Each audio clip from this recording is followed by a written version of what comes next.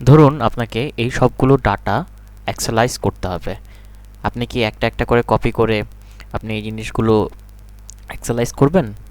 যেমন ধরেন এখান থেকে আপনি স্ক্রল করে সিলেক্ট করলে পরে কপি করলেন এবং এখানে পেস্ট করে দিলেন। দেখুন এখানে ফরম্যাটটা চেঞ্জ হয়ে গেছে।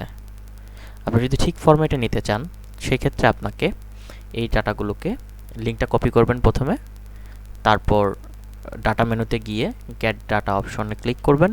এখান থেকে from other sources from web আপনি এখানে যে কপি করার লিঙ্কটি আছে এখানে ইউআরএল এর জায়গায় পেস্ট করে দিবেন এবং ওকে করবেন। দেখবেন আপনার সামনে এরকম সুন্দর একটি টেক্সট বক্স চলে এসেছে এবং যেই ডাটাগুলো আপনি এখান থেকে গেট করতে যাচ্ছেন দেখেন সবগুলো ডাটা চলে এসেছে, টেবিল 1 2 3 4 এভাবে আপনাকে সবগুলো ডাটা চলে এসেছে এবং এটা হচ্ছে তার মেইন ডাটা। আপনি এই ডাটাগুলোকে যদি লোড করে দেন দেখবেন আপনার এখানে সবগুলো ডাটা সিনক্রোনাইজ এবং চলে এসেছে।